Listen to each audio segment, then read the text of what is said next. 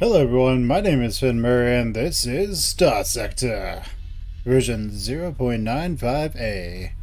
So last time we got our Xenorphica mostly kitted out. And yeah, the weapons groups are pretty much set properly. So let's go and get some pirate bounty, shall we?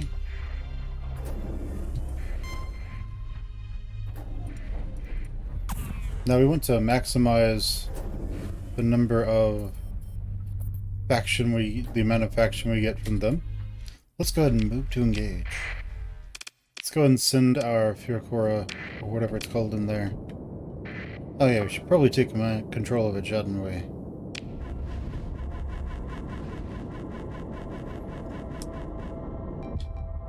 But anyway, let's go ahead and set everything to auto-fire. Then we'll stay on the pulse lasers, because we want to fire those ourselves.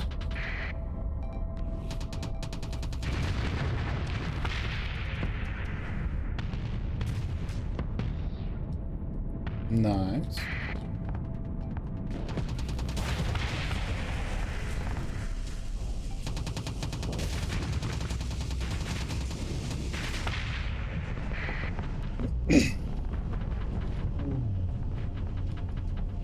Go, my minions.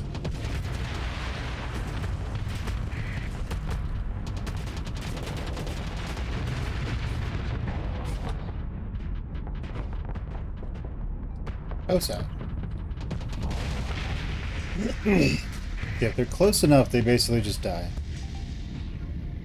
And, yeah, it's, this is very powerful. And then, once we're done with that, we can just casually back off. Now, this ship is outrageously powerful. I would, however, like to get rid of this ship here. So we're going to close in. It's about the range of our antimatter blasters. Let's go ahead and kill it. It does not have a chance.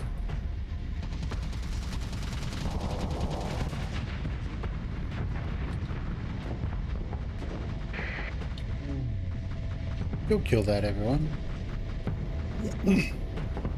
Let's take care of this guy, shall we? Nice.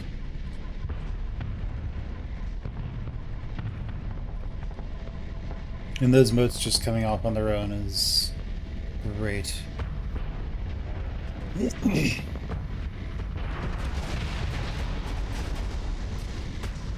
So basically we have a free kill the enemy card in the form of our phase lances have a nice long range. It's about the same range as this, actually.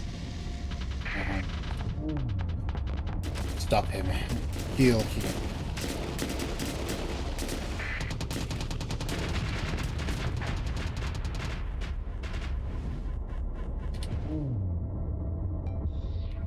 Oh, yeah, that's right. We can just phase and go a little bit faster.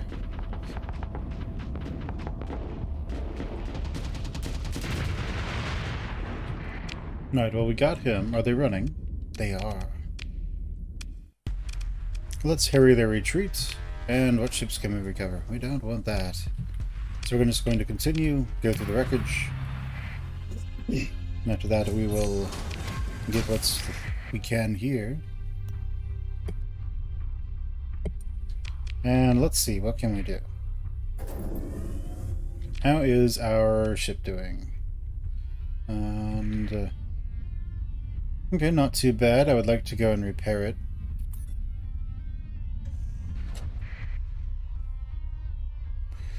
Well, it's time to leave.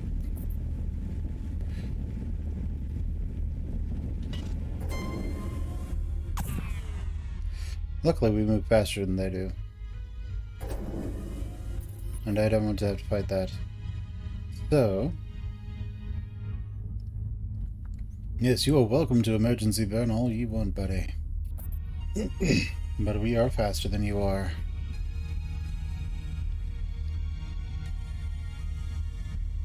And they're gonna want this ship. Oh, that's not good.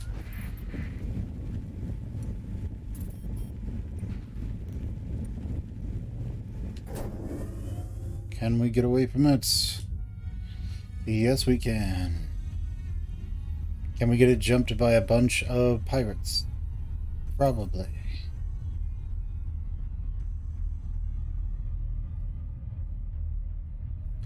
Let's try to have that tri-tac fleet fly right through the middle of all of them. Right. Well, they're still after us. Let's go to Port Franchise Station. And maybe we will find something over there that... Maybe we'll find some of those phase lances we want.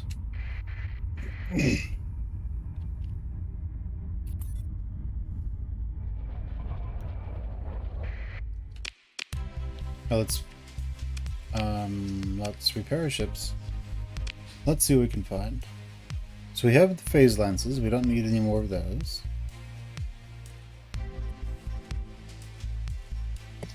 So let's go ahead and see what we can do. Right. Well, go ahead and leave here. Let's go to His Brasil and see what we can find at Ojibres.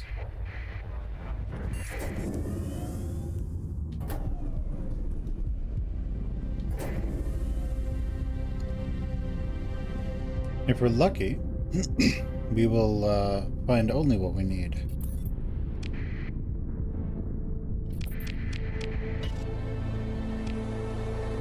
Now let's turn our transponder on and jump in. And that Special Affairs fleet is not here. And we are complete. So we're going to get rid of the advanced turret gyros. We're going to replace these with the tachyon lances. Okay, very nice. And we're also going to put ourselves as the captain of the ship. Alright, so we have a good amount of crew. We are set up. We're good to go. What I'd like to do is kill a bunch of pirates, but realistically speaking, we need... I mean, I'd like to rebuild our fleet of Tempests to do lots of work. We don't want any more phase ships because ours is basically the phase ship to end all phase ships. But those Tempests, let's see if we can auto-fit it to a phase Tempest. We can. Let's go ahead and put a reckless phase Tempest officer on it. You do the trick.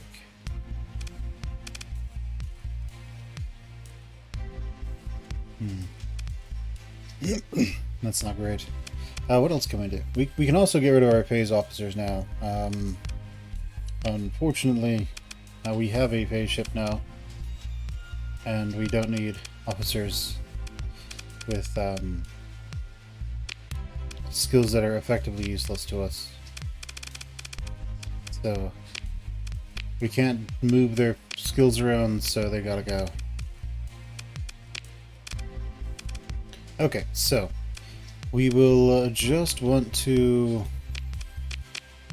see what we can do. What can we get on the black market and the white market? Nothing really. Let's head over to Coulon, see what we can find over there. Hopefully we won't encounter another special thingamajig group. The Hyperions, they seem really good, but I don't really know if the AI can fly them properly, which is part of the problem with them. And any more Tempests? It does look like we will. Alright.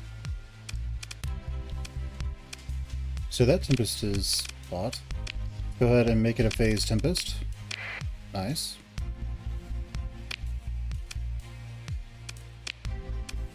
Yeah, nice. We'll take that, and we'll take all of the phase lances they're selling. Cool. So right now, our phase ship is built to just dump a ton of damage on somebody and run away. And I just want to test it to see how well it's going to go. But I don't want to go and get ourselves... I don't want to go and get us killed just yet.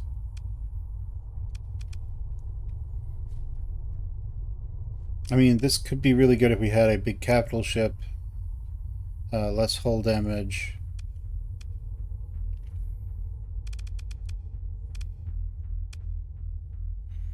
Oh, you can level up. Let's see. Shield modulation. Okay. Let's have you go with that. Okay, we need an officer on this, so we'll just have you do that. And looks good. We'll get more ships, I'm certain of it. Let's go to Totes loyal to Tritachyon. And let's see what we can do. First off, let's sort this. Let's put those away.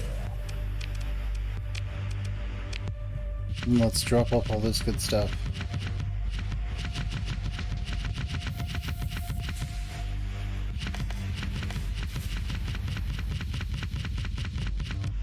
Alright.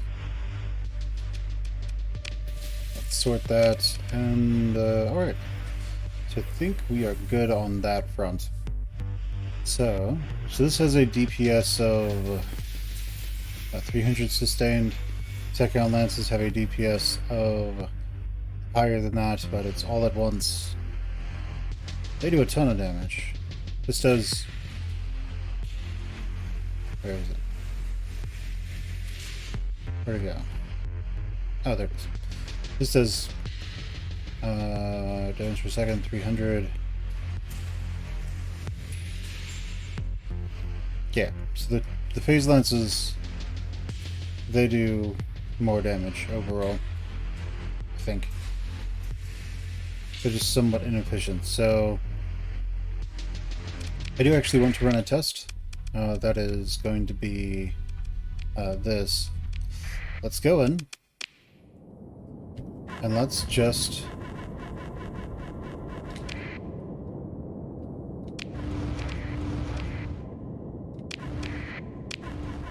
Okay, I wanted to fire everything at once, so even if everything fires, we are mostly sitting at maybe using half of everything we've got.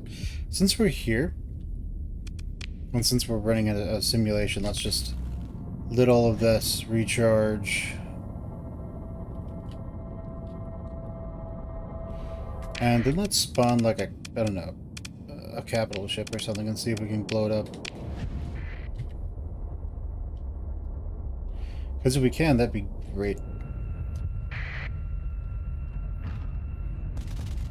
Okay, we're gonna do it the stupidest way we can, by the way. We're just gonna go straight into his face and shoot him.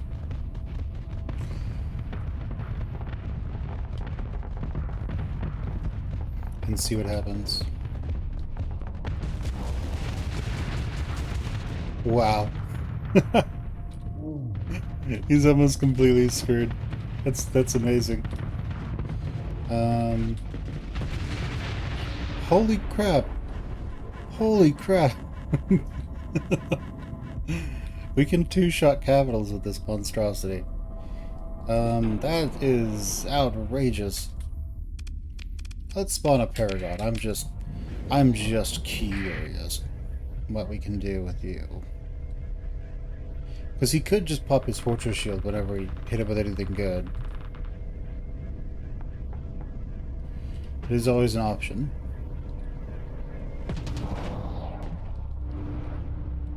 Yeah, there goes his Fortress Shield. As soon as it comes back down, we're going to, well... When we're ready, we're going to. And keeping his fortress shield up.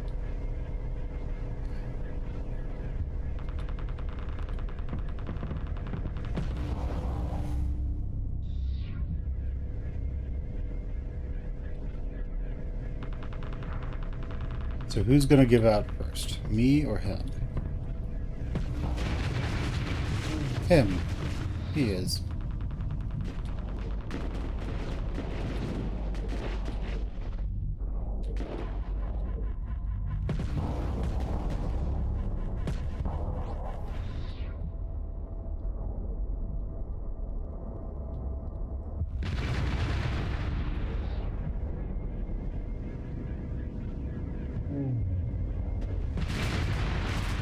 Nice.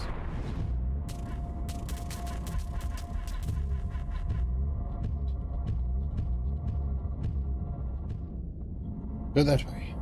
Go this way. Come to me. Interesting. So this thing is absolutely terrifying. This thing kills capital ships. And small ships. And big ships. And every ships. It just kills everything. That is terrifying. Okay, well. We could probably go deal with Tritachyon if we really wanted to. Okay, well, our ship is made. We are good to go. Let's go. And, it wouldn't even be fair to hunt people down anymore. Let's go and complete our accepted missions at the gates. So, she wants us to go to Thule, but we also need to scan a bunch of gates. So is there a gate here in this system? Does not seem so. Well, we have that information, right? Gates, 17. Yeah, there's a gate here we can go to. So let's go over there. We still have a ton of stuff, so we're not too worried about that. And to be completely honest, I don't think we even need to be worried about her.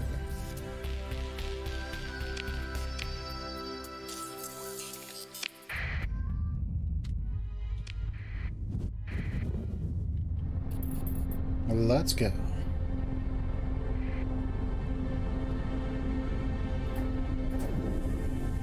And away we go. Nice.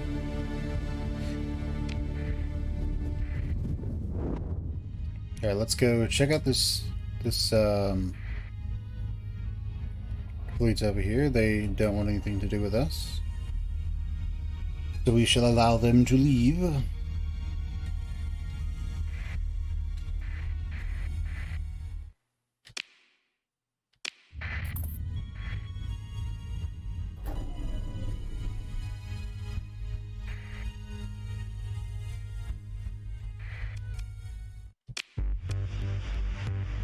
Scavenger Fleet's captain smiles unconvincingly as the comms image resolves. Greetings, Starfare, she says, thick with Bohemian. Bohemian? Suiting the good pickings around here, it's been a bit sparse for us. Haha, maybe we could use a tip or two.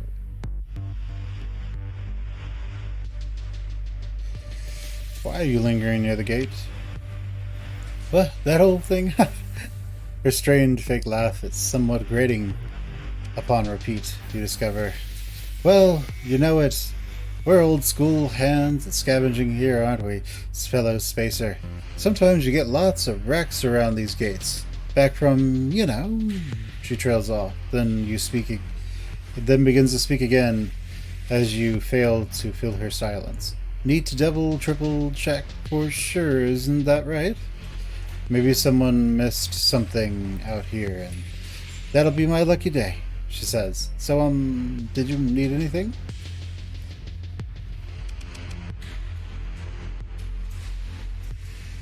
Sure looks like you're watching the gate. Expect something to come out? The gate? Oh, Captain. You're a treasure. Her fake laughter settles down quite quickly, and you see a drop of sweat wobble on her brow. Well, you know us spacers. Always telling stories about the gates, isn't that right? Watch back around an empty gates, they say. Maybe it's just my, what's it? Unconscious mind. I don't recall giving you my name. Of course, Captain. It's in the comlink metadata, of course. No offense intended, just being polite. We're all friends here, isn't that right? Oh, look, looking out for one another. Spacers got to stick together. That's what I always say. I'm gonna need you to move away from the gate. A long pause. Reluctantly, the scavenger, quote-unquote, concedes. Of course, Captain. I guess you found something a scavenger, didn't I? Well, it's that luck of the draw, like they say. Maybe it just isn't my day. Burn bright, my friend, she concludes, and reaches for her comms cut off.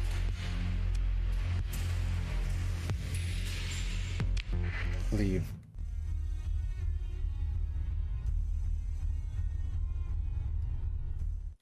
We're going to scan the gate. Your command display is overlaid by a representation of the hyperspace manifold surrounding the gate. It is calm and cool, devoid of driveways. As the scan begins, you watch a line of disruption flare between the icon representing your ship, your flagship, and the icon representing the gate. Spirals and ripples spill out in non-Newtonian waves, surging from a point at the center of the gate. No, it's not a point, a circle, a sphere, a torus, an inverted funnel. Then you hear some form that makes you squeeze your eyes shut. You hear faint music from far away. Captain? Your sensors officer is looking at you. The scan is complete. You realize it's the second time they said this, and you gesture as if you were simply lost in thought. Let's fly through the gate. Nothing happens. Well, let's go to the next gate in Thule. Let's leave. I am extremely suspicious.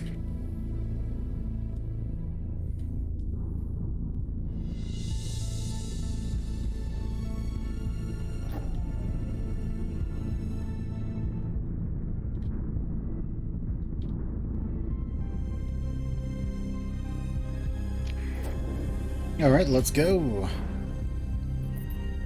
We're still losing a little bit of stuff here and there. Let's put our transponder on. Make our way over to the gate.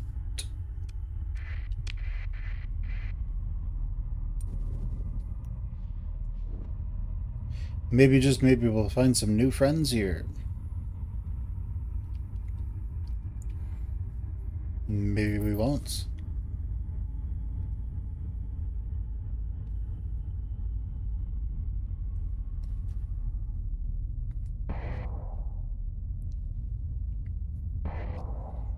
And while we're here, we might as well go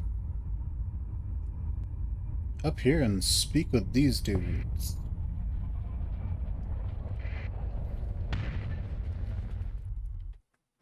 Well, let's do a comms ray to Horace Yarabe.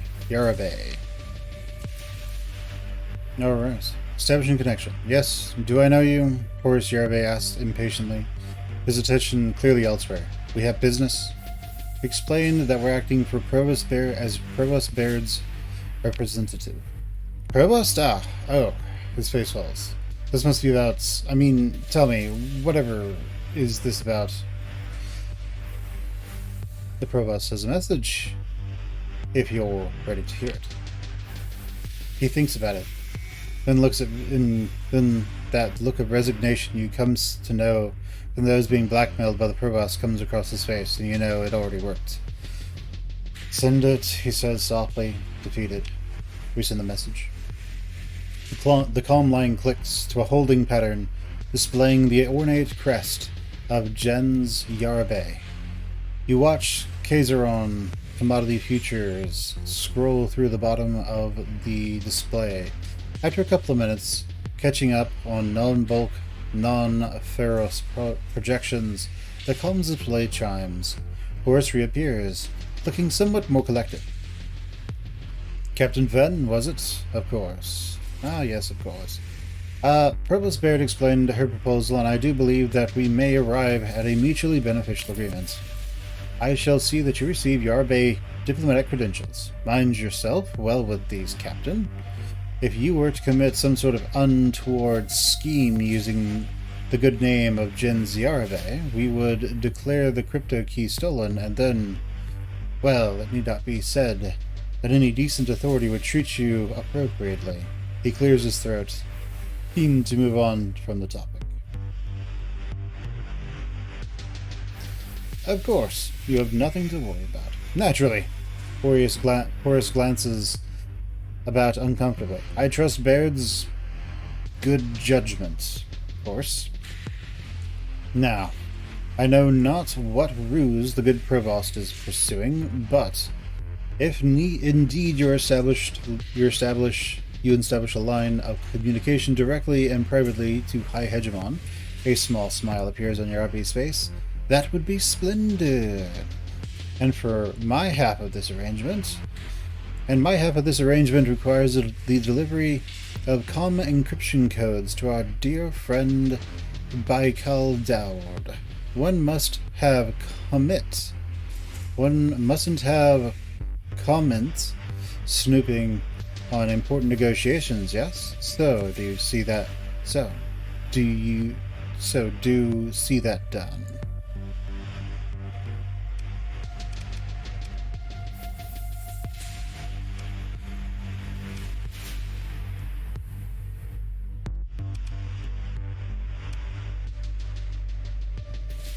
Do you believe the League can reconcile? Assimilation of the League worlds is hegemony policy and an obvious condition of their reconstruction of the domain, to say nothing of their legitimacy.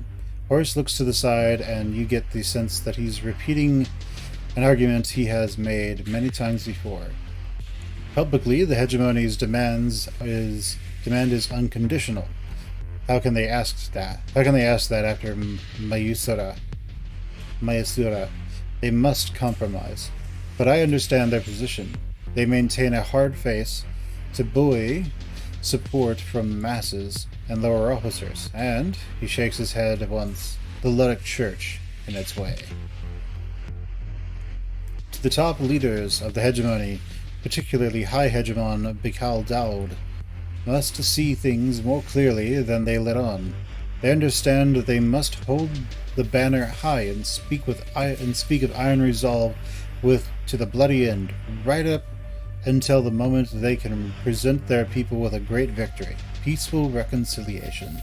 Victory without war. Imagine! He looks suddenly self-conscious. I apologize, Captain. My eldest does tell me I have a way of carrying on, and it's not untrue. I can be sure he wants to talk to you. You'd be a fool not to, Horace says disdainfully. We offer a peaceful resolution to the League hegemony conflict that may profit us all. Dowd may be hive scum, but he's clever, practical. To pull himself out of that hold on Chismoztak, he must be a man who understands the compromises one must make to survive.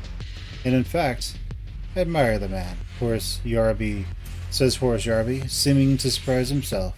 Despite his beginnings, I believe he will accept a compromise that allows us to keep what makes our league great. What does it matter what flag we live under?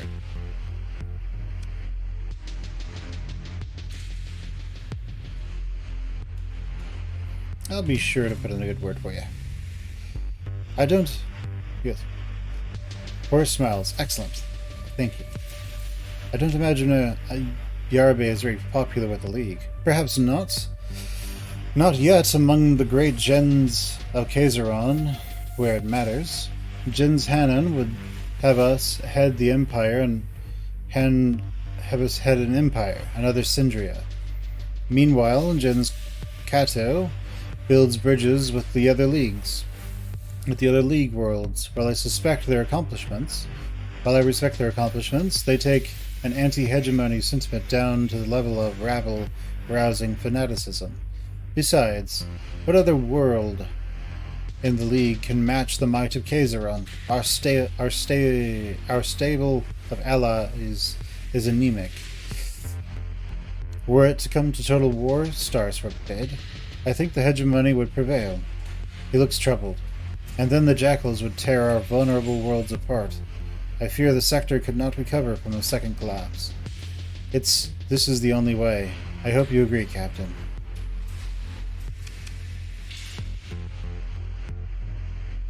Ah, certainly. It's a noble goal. I'm glad to hear that, Captain, he says. Maybe you can do some good, starting with High Hegemon Dowd. I'm off to see the hegemony. Right. Well, nothing wrong with playing along with his silliness. If he truly believes, then may he believe all he wishes.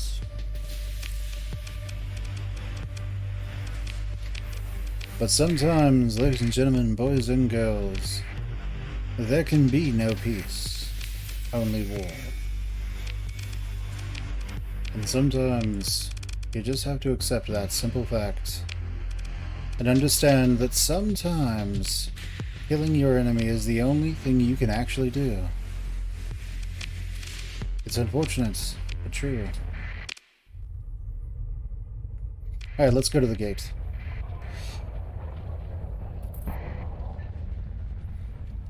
Oh, my Azura. As long as that dude isn't coming for us, we're good. Because if they are coming for us, we'll have to kill them. And that's going to make a lot of people upset. These fucking asteroids are getting annoying. Can't we just destroy them? Shoot them out of orbits? Alright, let's scan the gates. The scan begins. A line of disruption flares between your flagship. The spiral's ripples spill into a surge of non-Newtonian bursts.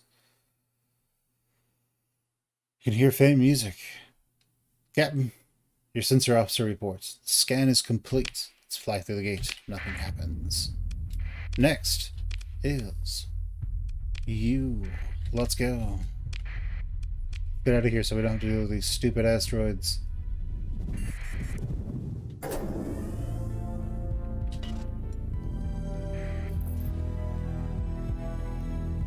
And in we go. Let's keep that off, shall we? No.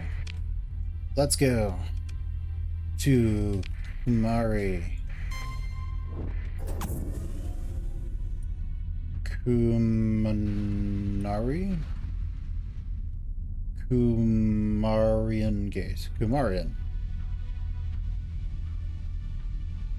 Right, well. Let's scan the gate. Scan's complete, boss. We fly through the gate and nothing happens. Let's see, our next gate. We can go to Ios Exodus. Let's do that. And off we go.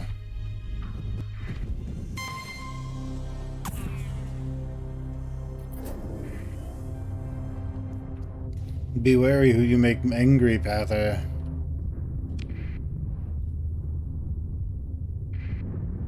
Ow. Oh well. Let's keep our transponder on for this. Hopefully we don't have to go to war.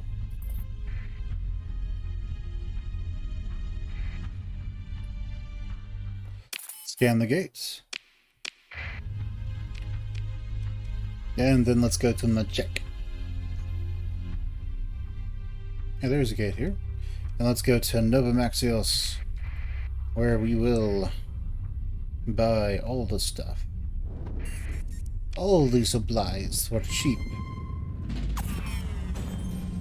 Oh hey, we're making money again. Fantastic. Alright, so he's Brazil. What is our faction like at he's Brazil? Our faction with Tritachyon is practically 100. So we don't need to do that anymore. But it is a way to make more money. So, let's repair ships. Let's buy all their supplies, all of their fuel. If they have any ships we might want to buy, you know, like Tempests. No? Oh, they do. We'll take this one and this one. We have a lot of Tempests. It's almost like we like them or something. Alright, let's see what we can do here. I guess.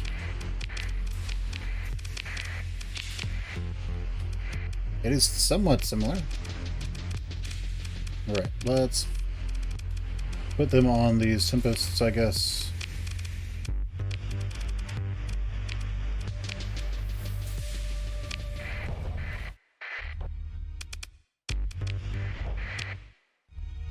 Let's go to Tipicina.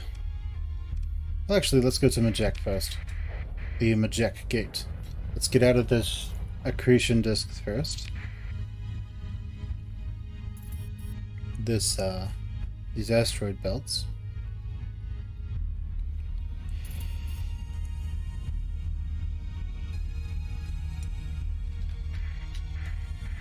What are you doing? Loitering, eh? Hello. You want the gate, eh? The pirate captain mumbles while chewing on something. It's mine. Well, then you have to pay me. Well, and mine some tasty dice credit. The pirate smiles crookedly, showing off pieces of her last snack and some diamond incisors, which we're pretty sure were very impressive to some hive gang. Give me the credits, and you can have your gate. You have your own gate and do your business. Why would I pay you when I could kill you? You'll get it now. The pirate shouts and turns her crew. Make for combat. Lights flicker and terminates as the pirate's electric warfare matrix comes online. The pirate maneuvers prevent you from disengaging easily. Okay. Are you serious? Okay. Go on, Tempest. Do what you do best. What guns do you have? Oh, you have those. I'm sure you'll do fine. See, you'll do fine. Go kill the other one.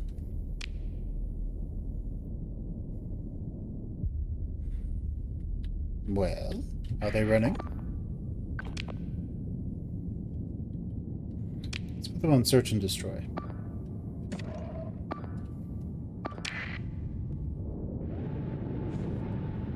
Why are you pointed up that way? Is it just so you can get your gun up there?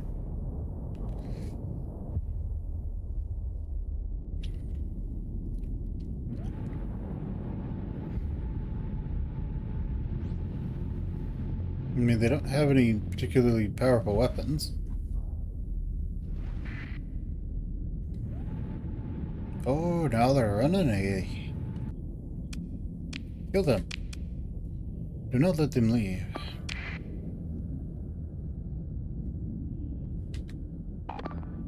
Kill.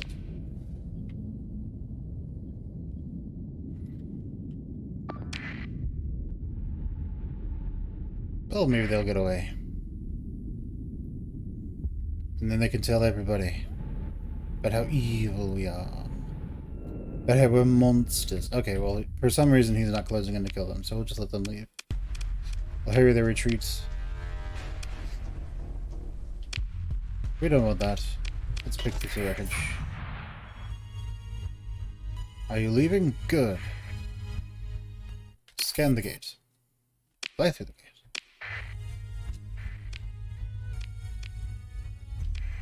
Right, well, let's go check out Tritachyon. I'm just expecting now a huge fleet from the Kantas to show up.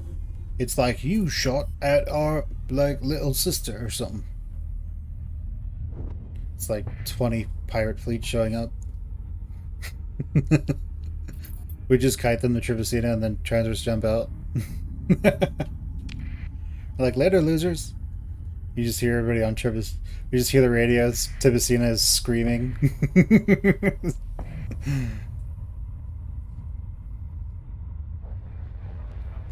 What are you doing? Flying around in circles. Ah, good. We need those. So that we can get people properly outfitted. Instead of this crap. Oh yeah, those worked much better. Well, they tried. Let's go see the next gate. Galatia. Well, they already scanned Galatia. What's this one? Majek. We already scanned that one. We scanned EU Exodus. I guess we will do Corvus. Let's transfer jump out of here. Now there's like 50 pirates waiting for us.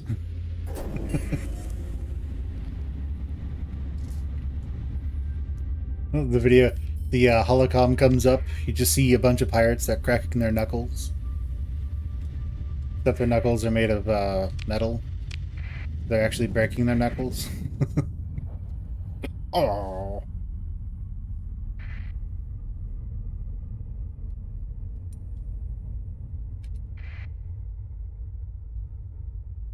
Okay, well that's a big fleet.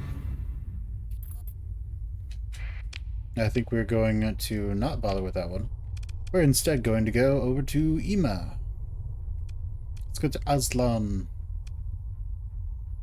No, Galatia's not going to work. We could go to Delta Janao if we really needed to. But let's leave and go over there. Because this gate is being well protected.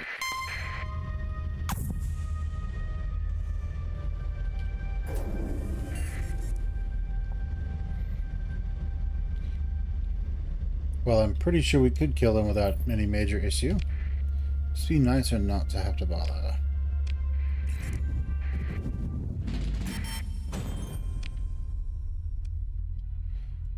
Now there's chicks in most stock. Let's go check out this one. Is this the last gate to scan? Yes. Assuming we can get there. Without getting jumped by like 50 hegemony ships. Is it the religious fanatics this time? Oh, the Luddic churches. Oh, the Luddic church. You idiots. Blessed Fen, may the light of Lord guide you always. Wait, we need to do this even better. Thanks be to your systems. Wait, he went from like Southern Baptist to something else. Assistance. He's a French Southern Baptist. We are continuing our holy vigil. I'm sure the prophet's return will come soon, he says, and smiles radiantly. What is this holy vigil? Haven't you heard? I am blessed. I am blessed to deliver to you the good word. We await the return of Lud. Blessed sister, fear not. Our spiritual leader was given a vision by the grace of the cosmic Numa. That Lud. I imagine that's how he says it too. He's just like, scratches his head. Numa? That Lord would return from unearthly exile to this very spot. After many cycles spent in spiritual battle with the soul of humanity, we await with joyous hearts and hymns upon our lips. Won't you join us? Thank you, but I have worldly obligations. He nods with understanding. None of the less, Captain. The path of Lud's blessing is always before us. You may surprise yourself to find that you have been walking with Lud all along. As a servant of the faith, I have a proposal. Perhaps you explain that the spirit of charity. Perhaps you explain that in the spirit of charity, you, with assistance from the Luddic Deacon Captain, of course, could perform a safety scan of this gate using a device you have on your flagship. It would be a ritual cleansing you propose. This would also provide his followers with an opportunity to make repairs to their faltering ships. The prophet returned, would not want his flock to be so lost to hull breaches and life support failures. Surely, hold vigil from my flagship while your flock makes repairs nearby. He nods as you speak. He says hesitantly, I admit, our ships are old and poor. And a poor repair. It would alleviate much suffering if you provided 50 supplies, in the spirit of charity, of course, and if, as you say, a vigil could be maintained for a short period required for your, cleansing. You nod piously, yes, I understand. Brother Smallhope? This is not for your own self-glory, not at all. Supplies for the weary, and a scan to ensure the safety of all. It is not unreasonable. It is not unfaithful. You just need to ensure everything appears absolutely above board for the Luddic Deacon Captain. Here you go. Oh wait, we have to... I need your fleet to move away. He shakes his head, smiles beatifically, and explains, we are maintaining a holy vigil. We cannot simply move. Our devotion was foreseen, that holy Lud may return to us and guide us. We would not. Even the thought seems a little upsetting to the Luddic Deacon Captain. Abandon the prophet returned. Move from the gate or I'll open fire. A shock crawls across his face. Truly, you would do this terrible thing, he asks? It would be a slaughter. We are civilians, with few weapons. Tactical, armed weapons. A few moments' hesitation, your tactical officer complies. Furious energies are channeled into capacitors, navigation armor retracted, reports and tubes, and networks of targeting radar. A network of targeting radar, LiDAR, and more esoteric systems flicker to life. The Luddic Deacon Captain looks faint and mutters something to an underling. The ships of the faithful start to crawl away, leaving a few stragglers. Tension builds as you wait. Will these be martyrs to the vigil? Those willing to stare down your beams and guns and missiles and give their lives? One by one, old engines sputter and alight, and finally the last of the stragglers trail the mass of vigil ships. Stone-faced, your bridge crew awaits your next order. They can leave. They can even come back when we're done.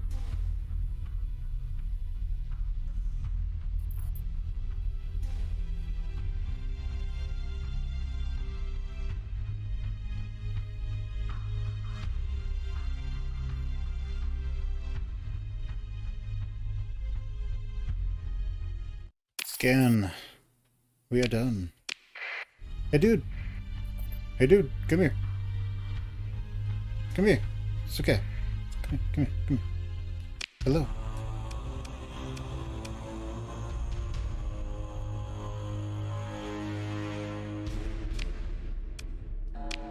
Okay. I was going to tell him we can go back. I just need to do a quick scan. Alright, let's see. Let's open a comms to High Hegemon Bikal Dowd. After an interminable time of watching the Hegemony logo, the comm link connects you with what appears to be a junior cadet. You suspect they haven't even graduated from the Naval Academy. "Hello, citizen," the cadet chirps at you brightly. "You've reached the office of the High Hegemon. Tour bookings of the Hegemony Council campus are currently unavailable. If you'd like to know more about how you can assist the restoration of the domain, please accept this informational packet upload now." We'll download the Hollow Experience. "I hope you enjoy this tasteful celebration of the Hegemony's history," the cadet says. "From the heroic flight of Admiral Mulling to save the Persian sector from collapse, to the victory of High Hegemon Dowd over the Tritachyon and AI invaders. I'd like to meet the High Hegemon." "I'm sorry, but the High Hegemon is unavailable," the cadet says. The cadet smiles blandly. "I am an envoy for Jens Yarve of Kaiseron, transmitting credentials now." The state change across the cadet's face as they realize you aren't some tourist is instantaneous. "Affirmative, sir." Their tone is now military crisp. His tone is military crisp now. "Received. Thank you, sir. I will confirm with OPSCOM. The officer will speak with you shortly. Please maintain link." This comes out. Display flickers back to the crest of the Hegemony. In moments, the crest disappears and you speak with a real officer, some kind of secretary in the High Hegemony. They don't look pleased. "Fen..." Tap, tap, at the desk console. "Your record does little to recommend you, but the High Hegemon will not turn away any accredited envoy from Genziar Bay. In the interest of diplomacy, we will set aside your record while you carry out your duties in service of the Yarabes. When you meet the High Hegemon, you will bring no side-on. You will be searched. You will be expected to obey all reasonable requests or be ejected from Hegemony space." The officer secretary pauses for a moment, just looking at you. "We will be watching," they say, "very closely," before turning back to the desk console. Before you know it, you have a time, a place, and a visitor passkey to present. A public map database search confirms that you have been asked to arrive at some kind of naval shipyard in orbit of Chisholm-Oztok. The officer's secretary did not take the time to explain the purpose of the meeting at this odd venue.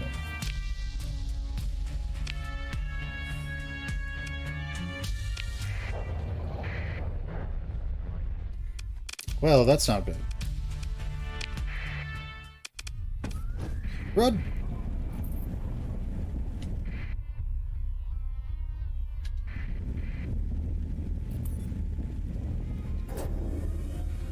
They really like us. As you can see, they just can't get enough of us. However, we want to lure this turd away.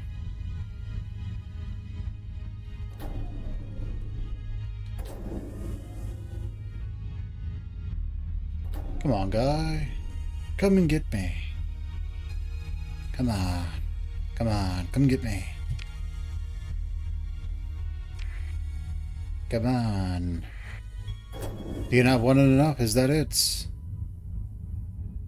Stop trying to get to me and get to me. You're terrible at this job, aren't you? Well, too bad for you.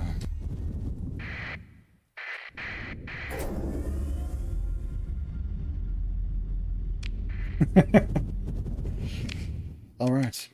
Let's go to Chisholm-Oztok and hope we went far enough.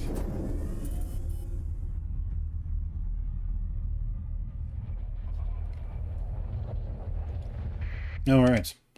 Let's shuttle to the naval shipyard to meet the High Hegemon. Your shuttle approaches the naval shipyard at Chisholm-Oztok in Shizumostok orbit. The planet spins below you like a murky brown ocean.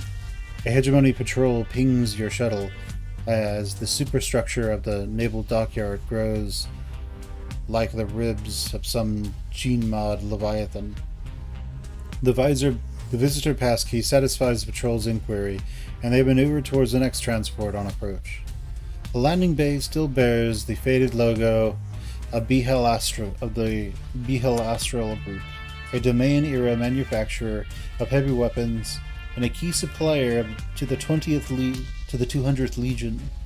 It looks like a post-collapse fragment of the corporation has taken over this asset and now contracts exclusively to the Hegemony Navy. Dock at the shipyard. The bay is so crowded with transports, military and civilian. Well, the bay is crowded with transports, military and civilian. Some high roller has even landed a shimmering O-type kite, much to the annoyance of the ground crews. A young ensign checks your pass with their datapad, then leads you and your bodyguards past the crowd of civilian officials and media drones. You arrive at the checkpoint, still setting up for civilian access. The ensign indicates your guards. They will have to wait here, Captain, sir, you'll have to leave your sidearms with the armorer. Hand over your sidearm. The armorer hands it to another man, not in uniform. You look him over. Military bearing, subtle cybernetic augments, combat-rated civilian clothes. Rivas, the High Hegemon Dowd's Chief of Security, the ensign tells you. The Chief of Security examines your sidearm as if it were a bomb. Then, with the lightest touch, he has the cell mag and casing removed, handing both the attendant armorer. He stares down at you for a long minute. Captain, he says, finally, as if identifying you in a perp lineup. Ribus turns to the ensign and says, I shall escort the captain to see the High Hegemon. The ensign begins a salute but catches himself. Ribos is not in any uniform, then simply nods. Sir, before turning back to the landing bay. Follow Rivas. Rivas. Rivas leads you past a half dozen checkpoints set through the guts of the shipyard. At each checkpoint, you both submit to a flicker of biometric scan, then a guard nods to Rivas, allows you both passage. Finally, you enter a utilitarian vestibule. Emergency vac suit lockers, fire suppression equipment, and safety notices line the walls. A diamond matrix panel separates this compartment from the enclosed space dock, visible from beyond. A perfect new Eagle-class hull looms, and a gantry hangs towards its bow, festooned with ribbons and a hegemony banner. Erebus steps to the side, his bulk revealing High Hegemon Baikel Dowd, sitting on a simple folding stool. His splendid uniform coat hanging from a rack, fussed over by a stylist and an advisor. Dowd watches you impassively. Without breaking eye contact, commands his entourage. Give us some room. 5 minutes. They leave, Rivas following after, meeting your eyes one last time. High Hegemon Dowd. Captain Fen, he says, and stands. Indeed a smaller man than you expected. His voice holds a deep authority, however, and though you've heard it on holocasts, with just a few words in person you can feel why and know and how he leads the hegemony. Dowd taps his datapad, activating a privacy field that dulls the ambient murmur of the shipyard's ventilation. How's Provost Anita Baird's project coming along? He asks. Bridged any gates? That's what we wanted to talk to you about. I know, he says, and lifts a bottle of spirits out of a small box. Baijiu from Eventide. It looks expensive. This is all the new. This is for the newest member of the Hegemony Navy, Eagle class. After I crack this over hull 0451, it will become the Enduring Hope. How's that for a name? He pauses, waiting for your answer.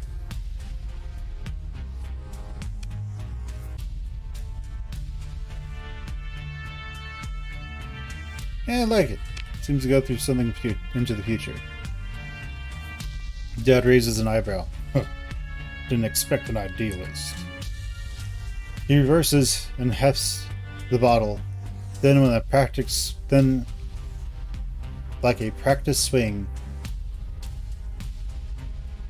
He reverses and hefts the bottle like a practice swing and smiles. Here's the hope, then. Dowd sets down the bottle. You're here to tell me our new provost wants to renew the older deal. She'll have to make additional concessions. Isn't that right? I suppose you want to provide me with the details. He taps his datapad, opening a channel for you to upload. Channel for your own to upload the relevant material Baird provided. Upload Baird's documents. As you complete the connection with your datapad, Dowd speaks. What we did to Calatrure was justice. He risked the entire Galatia system, hundreds of thousands of citizens. That might be just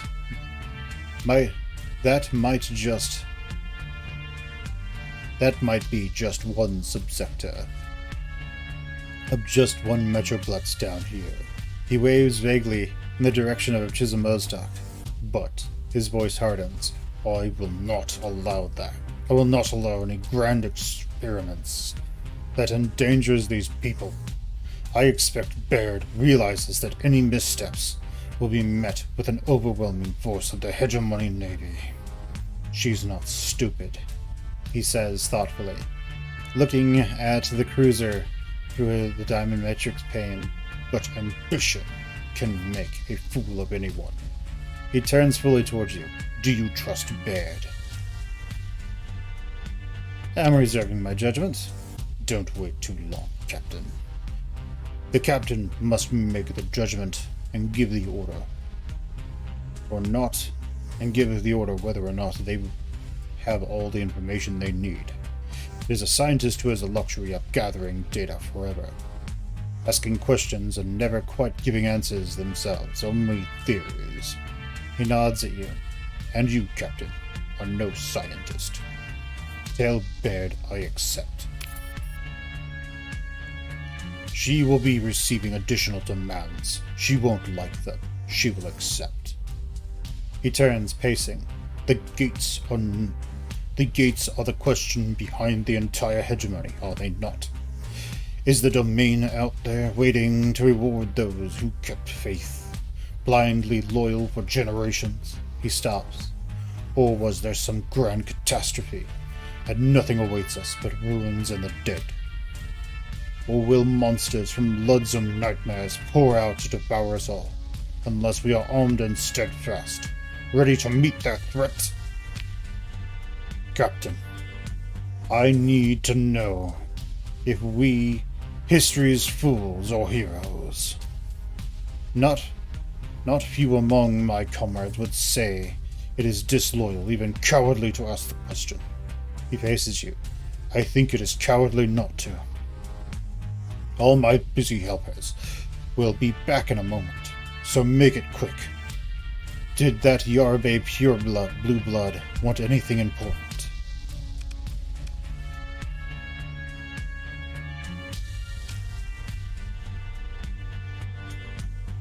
He gave me these keys to give to you. I'll listen to what he has to say, Dowd says, and offers his datapad. You upload the crypto keys. I trust the Yerbes to do what is best for the Yerbes, he says, tapping the datapad to accept your upload. Maybe that will be enough. He looks over to hull 0451. Or maybe it won't.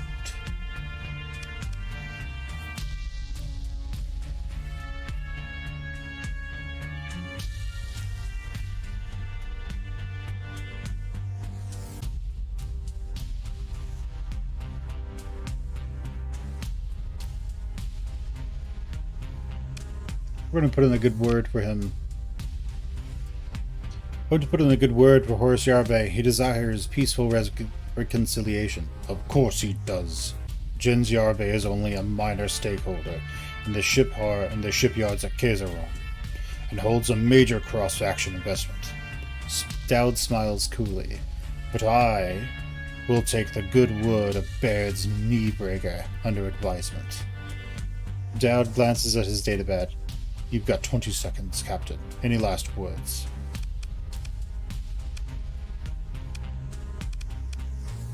You seem to know a lot about what I do. You do a lot worth knowing about. Dade shoots back.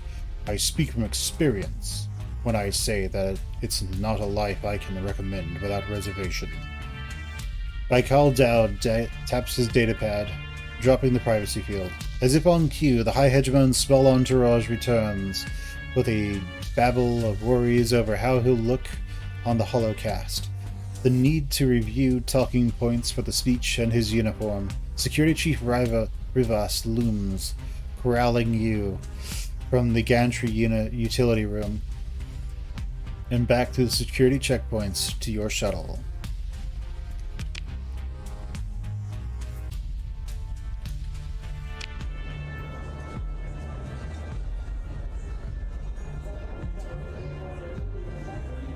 Someone would like to talk to you, said Mr. Mutter.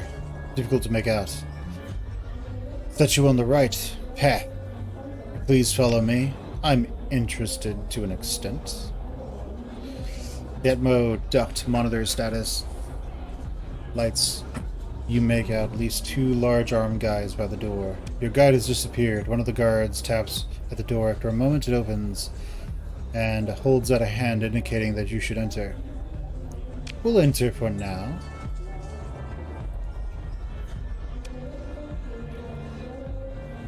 It is a storage room. A couple of folding chairs are set at a drooping table. Bright patterns crawl across the old lighting tube.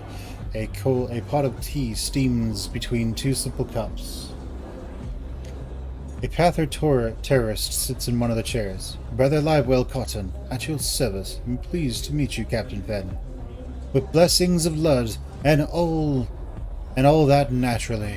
He winks at this, then offers a hand for you to shake. Will be nice. We'll shake his hand. A pause. His smile widens as you shake his hand. A pleasure. Call me Livewell, if you like, and I'll thank you for the sentiments. A pause, then a dark look crosses Cotton's face. Captain, I must declare that it is grim tidings indeed that bring me to begging audience with you. We do see there that you operate a truly unholy creation, this Ziggurat-class starship. For it is born of the womb of Tritachyon greed, the product of meddling in places that the human hand ought not reach. Did you send that rogue ludic knight to attack me, you rascal? Cotton looks troubled for a moment, then holds up a finger and says, Now that it is just that what I'm saying, many eyes and ears. I did speak with this knight errant about you, and we spoke of concerns, but I did not tell him to kill you, and that's the truth. He looks over the table as if he just remembered something. Oh, Captain, he looks apologetic. I'll return to your question in just a moment, for I have entirely forgotten my manners. Brother Cotton stands and pulls out another folding chair for you. I brought some fine tea, grown by a good friend. Won't you sit and share a cup with me? He pauses, noting your hesitation. Do sit. You're my guest here, in this humble place, and it would be rude to poison a guest. He gives a faux serious look, and sin besides. So, he's a terrorist, but he's a religious terrorist. Would I expect to be poisoned by a member of Westboro Baptist Church if they were, like, more extreme?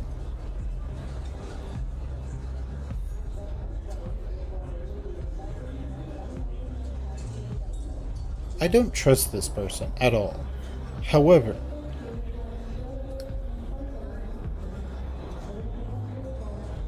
I think he will. I think he would go so far as to try and ransom me back for the ship. So I'm going to remain standing. You know what? Let us stand. It's a damned poor chair anyway. Creator, forgive me. He makes a sign of penance for his curse. He stands behind his chair, pours himself a steaming cup, which he holds in both hands. Now, where was I? A warning. Yes, it is a warning. I'm concerned for your soul, Captain. The end times are upon us. They're always upon us, buddy. And it is up to each of us where we look for guidance. It is unto the pit of Mammon I promise a promise of gold and hollow power, to carry the fruit of Moloch free in your fleets, Captain. What will grow from its seed? I wonder and fear. This is, as foretold by Lud, another sign of the apocalypse. I see what you think upon your face. Was not the collapse of the domain's gates the apocalypse? Cotton seems to balance rhetorical points with himself. Yes and no. It was merely the beginning. He set his teacup down, and his voice rises. He once was a street preacher, you realize, and likely did well at it. The ocean shall shatter and hang in the sky, mixed with blood. The locusts shall hatch from the temple of the adversary. The doom-bringer shall step through the empty door, and he halts the sermon, smiles, almost abashed. It goes on like that. I do say the poetry of the wire of the word takes me, but I shan't bore you if it isn't your interest. He picks up his teacup again and says, all was foretold by Lud. It's written here. He lifts his hand to his heart once again, and you notice that there's a small book in the pocket there. The holy word of Lud. The question for us, poor and flawed children of creation. Do we look into the light for guidance? Alright, what's your point, buddy? Brother Cotton grimaces. I am perhaps not doing so good a job at this as I had prayed. Let me speak with absolute candor, Captain. The ziggurat, what it will bring, it is my greatest fear, and I confess my greatest hope. It is clear to me that you hold the tool of the adversary that will end the world. He pauses now and stares intently at you, then nods. I am asking you to set it down. Exactly. He pauses, trying to find the words. It is a tool of evil, yes, but imagine a small arm set within the reach of a child. I am asking, he closes his eyes now, that when it comes time for you to decide what you will need to do, you follow the path of light.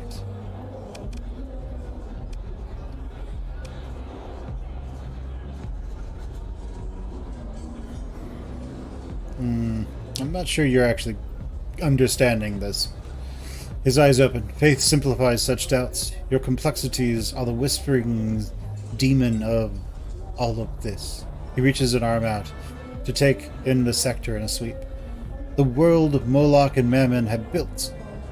It sits on your shoulder, in your tripod. Your cyberlink and whispers uncertainty into your soul. He speaks quietly, feverishly, wide-eyed. They call me a murderer, a terrorist. But no doubt dwells in my soul, Captain. None at all.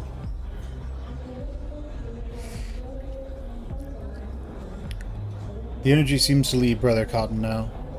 He takes a look, almost sad as he performs a half-bow. I should probably go now, Captain, before the local security persons wake up. Thank you for your time. Until our paths cross once more, choose the light. And with that, he slips out the door, leaving you with 2 cups, a pot of tea, and a set of cheap autofab furniture.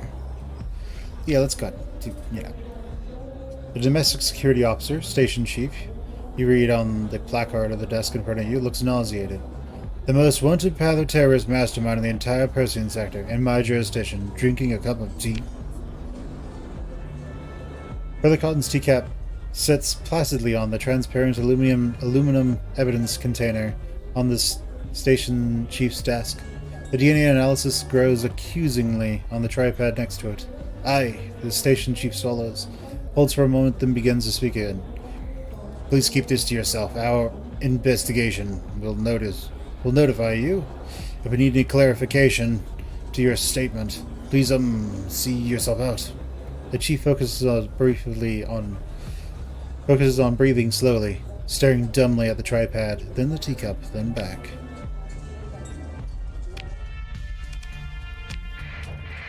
Alright, well, let's get out of here and go back home to Galatia, to the academy. And let's try not to get jumped by some crazy terrorists, some crazy people wanting to kill us. Mainly, I mean, our ship is incredibly powerful and dangerous. Alright. Let's go talk to Gargoyle. Hey baby, how are you? Let's talk to Celia. And Bruce looks up in the console. Risks? Oh. Elvis? Baird. Baird taps her desk console. With the gate scans complete and with Dowd's assurance that the hegemony will not interfere, we may proceed to the implementation phase. The provost allows herself a small smile as she turns to you. This is Celia's moment, of course. Let me lead her in. Provost Baird, Captain Fen, Caruso greets you. Explain the Janus device, Baird says, for the captain here. She looks nervous. The prototype. Yes. She begins. In the, broad strokes, the scan of the gate aperture, we direct a self-modifying phased hyperwave pulse, which causes a resonation in lower dimensions, which she notices she's losing her audience. The principle of the Janus prototype is similar, but far more energetic. By turning the pulse to the unique resonance signature of a particular gate aperture, one might, theoretically, activate that link. A second input would then target a known gate egress. Though avoiding destructive interference in the Kalabati, your manifold is tricky. And the Kabalti Yao manifold is tricky. And this would reopen the gate network? Baird cuts in. Not exactly. Thank you for your attention to detail, Celia. But, if I may summarize, at this level of energy input, a temporary link should be created between two gates. The provost gets a distant look. Then, with sufficient energy, and stable resonance injected into the entire gate system. This time, Caruso interrupts. But the system, the resonance, is fundamentally chaotic. There are clearly some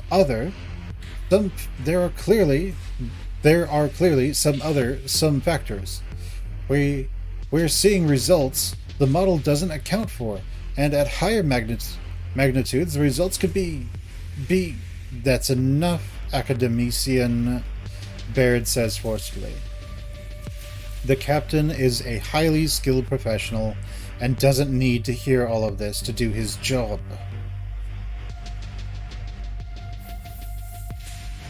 So what does this chaotic mean? Baird turns to you, leaving Caruso cowed. Academician Caruso will return to work refining the details as more data is gathered. As a great man once said, technological advancement is an inherently irritative attacks. Irritative? Why can't I say this? Iterative. It's an inherently iterative process. Captain, she says, the first prototype Janus device is being transferred to your fleet. Tested on a gate manifold you've scanned. Record everything with your sensor suite and the modified instruments we have provided. This may be the most important experiment in the history of the Persian sector. The manifold, of course. Karu speaks up one last time. Just don't use it on an inhabited. Just don't use it in an inhabited system. Like the incident when Kalachore. The hegemony would not be good. Thank you, Baird says acidly, for the reminder, academician. The provost turns to you. Obviously, we shall not repeat my predecessor's mistake. Test this somewhere quiet. She turns from the holodisplay. A dismissal. I await results, Captain. Right. Actually, let's get back for just a second. Hello! After a short wait, the connection request is accepted. Hello, Captain, Cruz says, her attention is on a flickering bank of holographic data tables. I'm sorry, I'm so busy. What do you need? Should I be worried about using this Janus device? Captain, all sciences... She sighs. No, I can't do this. What's going on? Look, the provost told me what to tell you and not tell you. She's very clear about her objections to my attitude, about questioning her leadership. And here I am at the Galatia Academy. The hegemony still has a warrant out for my arrest, to say nothing of the League or Lud help me, the Pathers. She's got me, Bruce says. She takes another deep breath before looking back at the holodisplay. I wouldn't send you out with this prototype if I thought for sure it was a death trap or something. That's all I can say. She looks down and reaches the terminal and reaches to terminate the comm link. Hesitates. Good luck?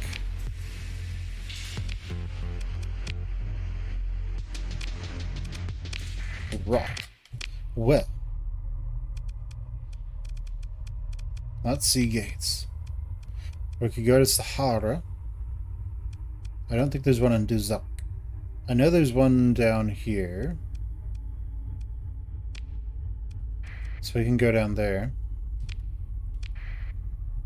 We don't have a ton of fuel, so we're going to return to totes loyal to Asconia, to Syndria. And then we'll head down there. Because we are totes loyal to Syndria, guys. No, really. We're the most loyal people ever.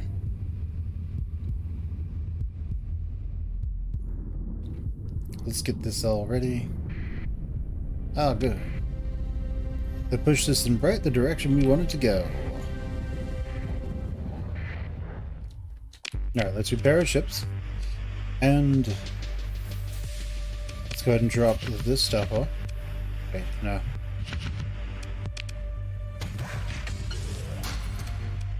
Right.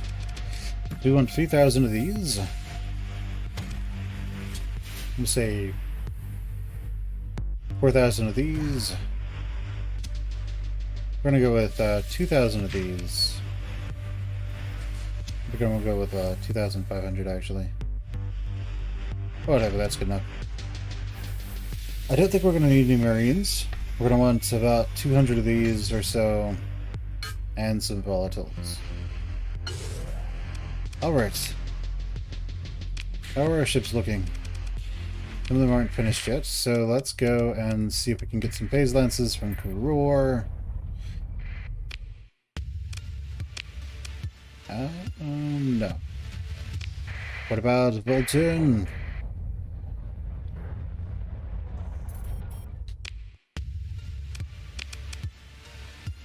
Yes. One.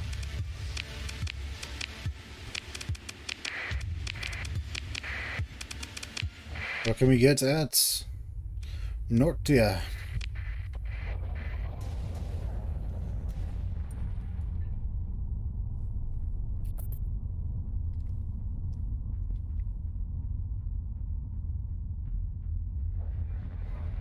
Alright, let's try to get our last few phase lances that we need on our ships. Nothing. Let's head over to Syndria.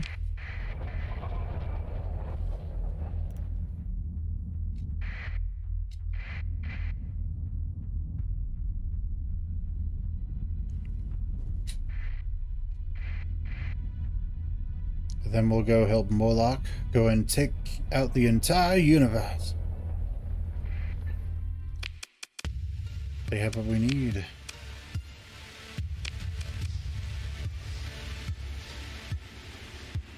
Evidently, phase lenses are the most rare thing in the entire universe. Cool. Alright, well.